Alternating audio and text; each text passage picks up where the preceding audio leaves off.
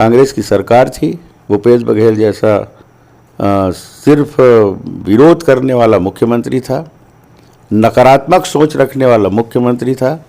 आप स्वयं का व्यवसाय चालू करिए। स्किल डेवलपमेंट की योजना चलाई हमारे प्रधानमंत्री जी ने, उसका लाभ आप लीजिए। आप स्वयं मालिक बनिए ना, आप सिर्फ नौकर बनकर अपनी बेरोजगारी को ख़त्म करने की दिशा में काम मत करिए। ये कहना हमारे प्रधानमंत्री जी का। तो जब 140 करोड़ जिस देश में जनसंख्या हो, वहाँ अन्य प्रकार की व्यवस्थाएं जो सरकार दे रही है, उसका लाभ बेरोजगार युवाओं को लेना पड़ेगा, तभी बेरोजगारी दूर होगी। अब आप नौकरी खोजते रहोगे कि मेरे को नौकरी चाहिए, तो बेरोजगारी नहीं हट सकती।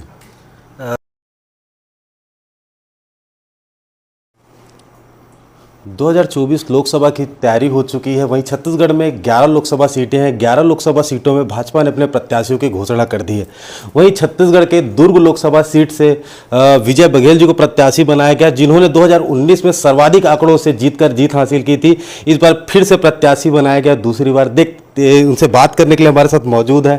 सर, सबसे पहले तो स्वागत है आपका। धन्यवाद, बहुत बहुत धन्यवाद। सर, कितनी बड़ी चुनौती मानते हैं इस लोकसभा चुनाव को? देखिए, चुनौती है ही, और चुनाव कोई छोटा बड़ा नहीं होता। चुनाव में प्रत्याशी भी बहुत ज़्यादा महत्व नहीं रखते। चुनाव पार्टी लड़ती है। अभी भारतीय जनता पार्टी और कांग्रेस, दो प्रमुख पार्टी छत्तीसगढ़ में है, और इनके ही बीच चुनाई है।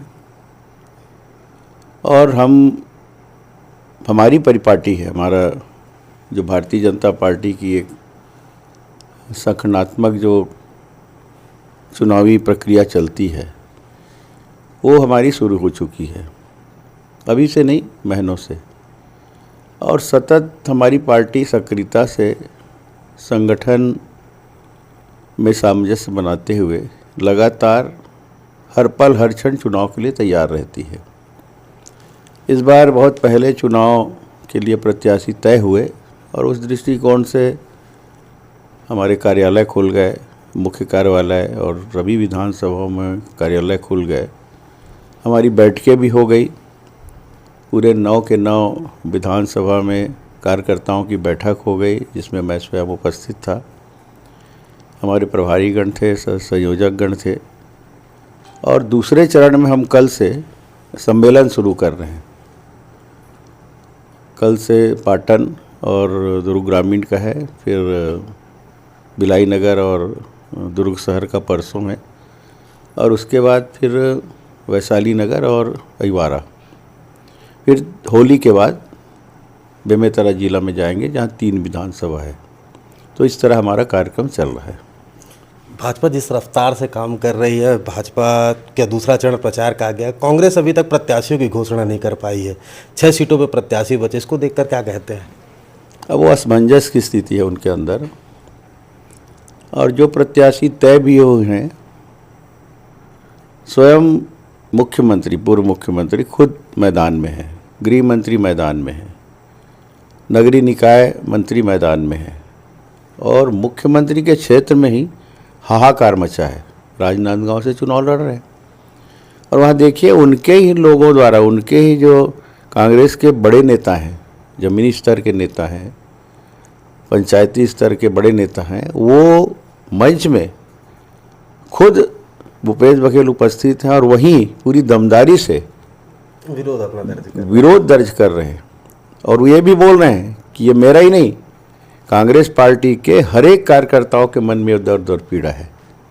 मतलब जिस अहंकार से और जिस घमंड से और जिस पूरे पार्टी को अपने जागीर समझकर मुख्यमंत्री काल में इन्होंने काम किया, उसका प्रतिफल और उसका सारा जो दर्द और पीड़ा है, वो दाऊ सुरेंद्र बोलते हैं, वो उन्होंने अपने वक्तव्य में भरी मंच में उन्होंने कहा है।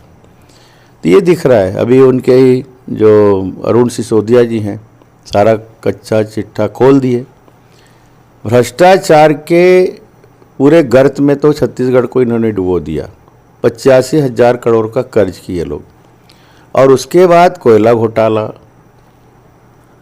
रेत घोटाला, गोबर घोटाला, न जाने क्या क्या घोटाला किए, और शराब घोटाला, मतलब किसी भी को नहीं छोड़े, और लूटते गए, और उसका प्रतिफल हुआ कि आखिरी में जनता जनार्दन ने इनको नकार दिया। और यही लोग अब बड़े घमंड से वहाँ पे लोकसभा प्रत्याशी बन गए, 3 जगह 3 मंत्री। ये क्या है? और ये उबाल जो दिख रहा है उनके लोगों के बीच में, तो इनकी अब ज़मीन खिसक गई है। ये लोग तो आगे का प्रत्याशी तय नहीं कर पा रहे हैं, और पता नहीं क्या और दुर्गति होनी है। मेरे लोकसभा क्षेत्र में लगातार लगभग 2000 महिला, पुरुष और युवा साथी, कुछ तो फ्रेश है, नए मतदाता हैं, और बहुतायत कांग्रेस के लोग अभी भारतीय जनता पार्टी में लगातार शामिल हो रहे हैं। ये स्थिति है। बिल्कुल शामिल हो रहे हैं, लेकिन एक बड़ा सवाल ये है कि 2023 के लोकसभा चुनाव में आपको घोषणा पत्र समिति का अध्यक्ष बनाया गया था। आप पाटन विधानसभा से चुनाव लड़ते हैं, शिकस्त का सामना करना पड़ता है। पाटन विधानसभा की खाई को किस तरीके से पाटने की कोशिश करेंगे? देखिए, हम हारे नहीं हैं, हम हार के भी जीते हैं, क्योंकि हमारी सरकार बनी है। और हम तो बड़ा चुनौतीपूर्ण चुनाव लड़ रहे थे, और ऐसे भ्रष्टाचार के पैसे से उन्होंने जो दुर्गति किया है उसका प्रतिफल है। और उस समय ये भी एक इशू बना था कि सारी मीडिया कह रही थी, सारी चर्चाएं थी कि इस बार कांग्रेस की ही सरकार बनेगी।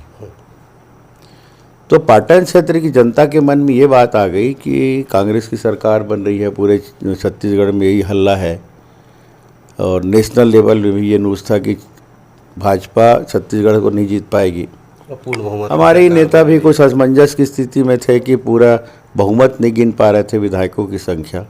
ये स्थिति थी, मगर मैं हमेशा कहता था कि 50 से सीट हम आएंगे। हर मेरे बाइट में आप देख लीजिए, हर मेरे इंटरव्यू में देख लीजिए।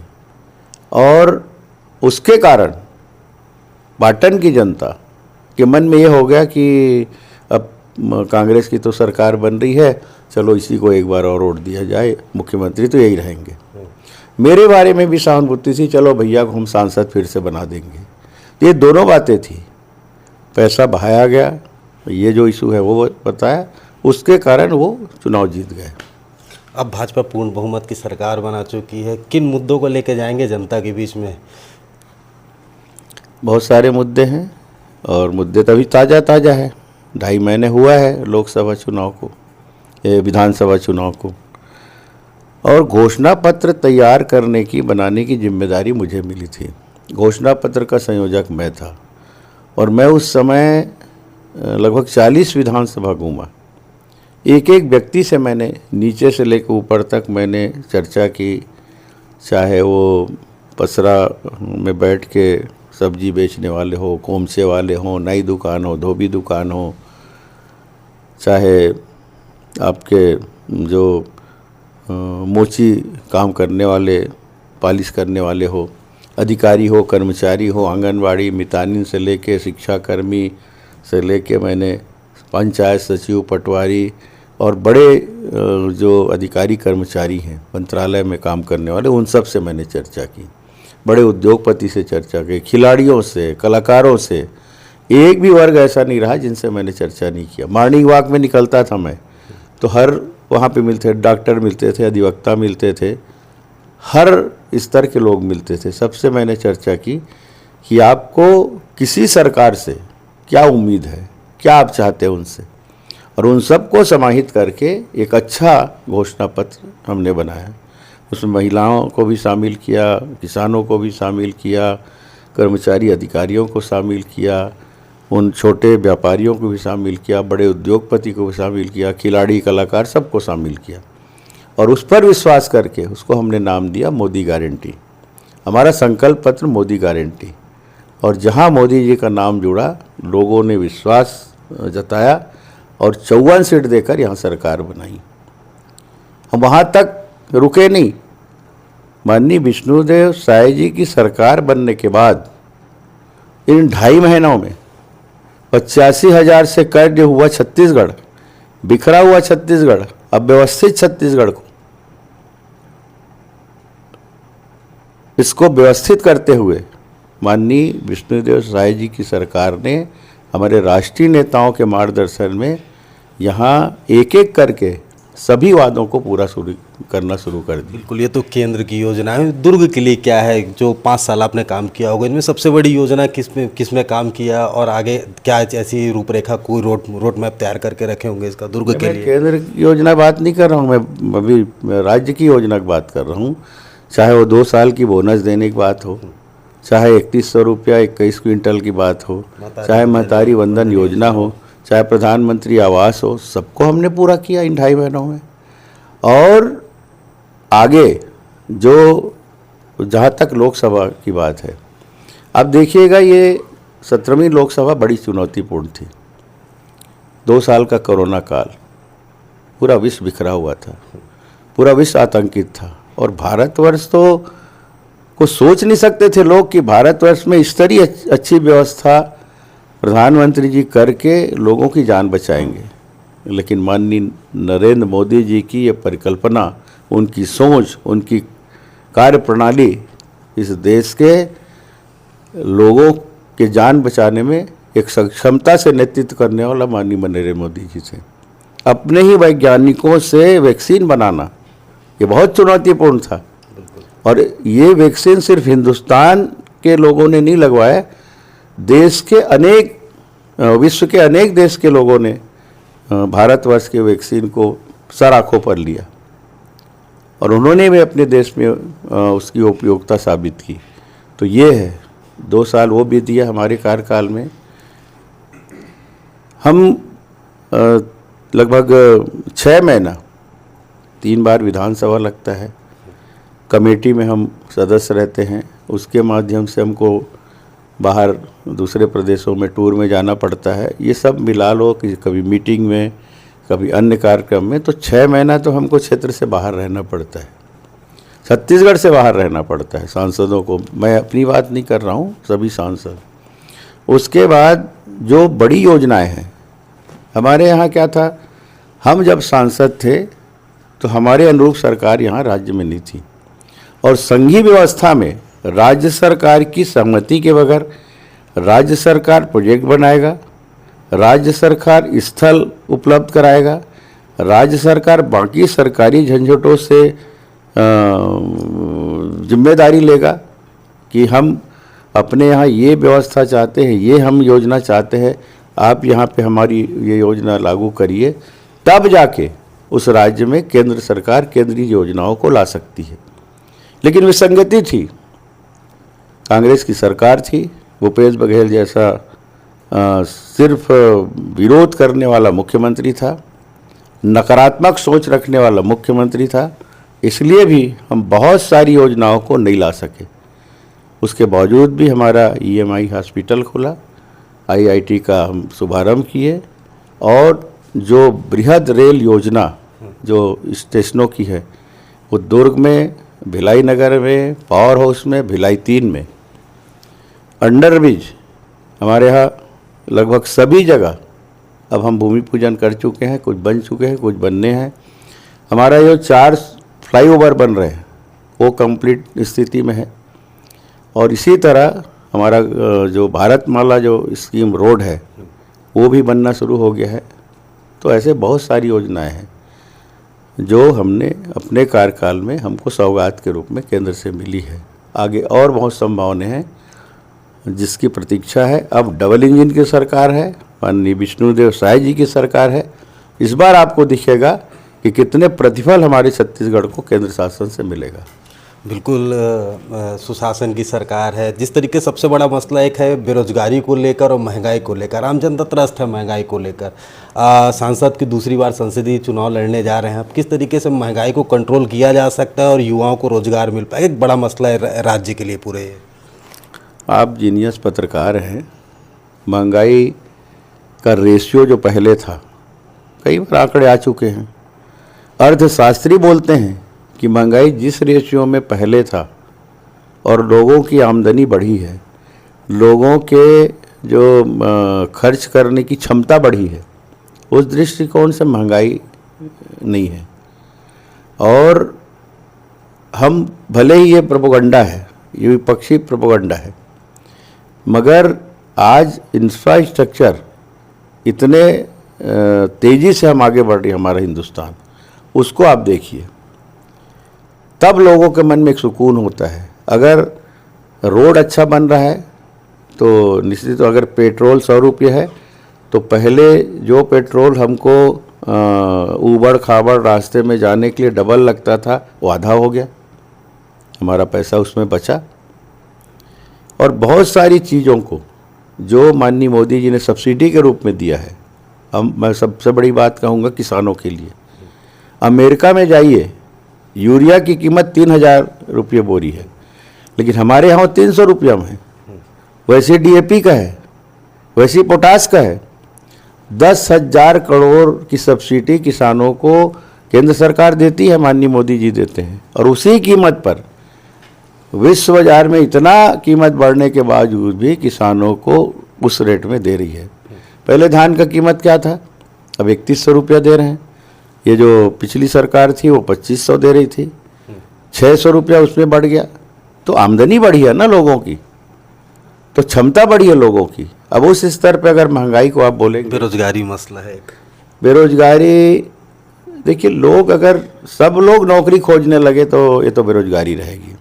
सब ये सोचे कि मैं नौकरी में हूँ तभी मेरे पास रोजगार है, मेरे को कोई न कोई नौकरी कहीं ना कहीं स्किल तो देना पड़ेगा ना युवाओं को, एक बड़ा वर्ग है। स्किल दिए हैं, क्या नहीं दिए हैं। मुद्रा लोन है, विश्वकर्मा योजना है, महिलाओं के लिए स्व सहायता समूह के लिए अनेक योजनाएं हैं, उसका लाभ लेना चाहिए। आप स्वयं का व्यवसाय चालू करिए। स्किल डेवलपमेंट की योजना चलाई हमारे प्रधानमंत्री जी ने, उसका लाभ आप लीजिए। आप स्वयं मालिक बनिए ना, आप सिर्फ नौकर बनकर अपनी बेरोजगारी को ख़त्म करने की दिशा में काम मत करिए। ये कहना हमारे प्रधानमंत्री जी का। तो जब 140 करोड़ जिस देश में जनसंख्या हो, वहाँ अन्य प्रकार की व्यवस्थाएं जो सरकार दे रही है, उसका लाभ बेरोजगार युवाओं को लेना पड़ेगा, तभी बेरोजगारी दूर होगी। अब आप नौकरी खोजते रहोगे कि मेरे को नौकरी चाहिए, तो बेरोजगारी नहीं हट सकती। कांग्रेस ने यहाँ से एक साहू समाज का कार्ड खेला है, साहू प्रत्याशी को टिकट मिली है, और दुर्ग लोकसभा एक ऐसी सीट है जहाँ से साहू समाज बहुतायत में है। कैसे साधेंगे इस समाज को?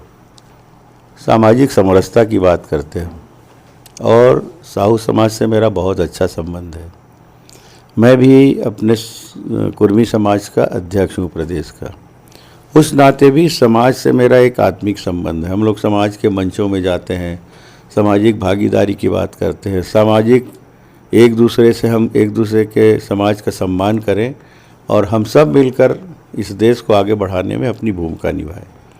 और साहू समाज बड़े भावुक समाज हैं, जिनकी बहुत बड़ी भागीदारी है।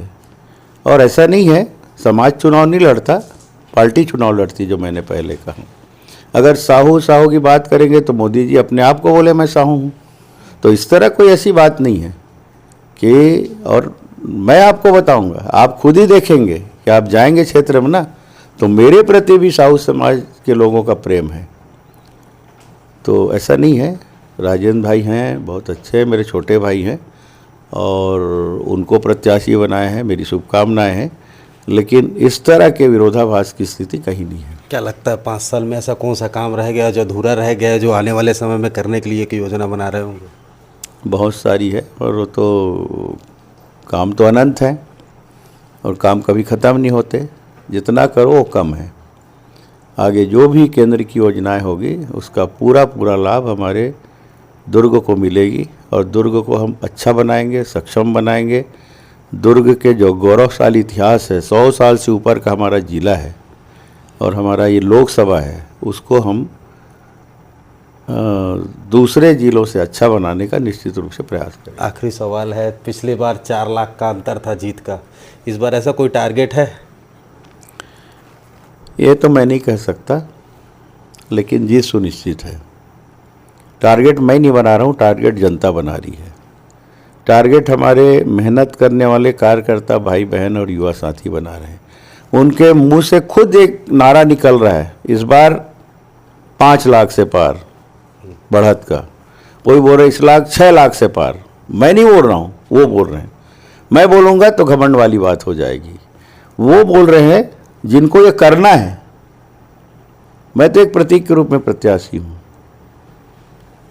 बिल्कुल, तो ये हैं विजय बघेल जो बता रहे हैं जीत के लिए आश्वस्त हैं और आगामी लोकसभा की 3 चरणों में चुनाव होना है छत्तीसगढ़ पे, जीत के लिए भी आश्वस्त नजर आते हैं और बता रहे हैं केंद्र सरकार की योजनाएं किस तरीके से छत्तीसगढ़ में काम करेगी और किस तरीके से छत्तीसगढ़ की गाथाएं बदलेगी। सुशांत गौतम, रायपुर।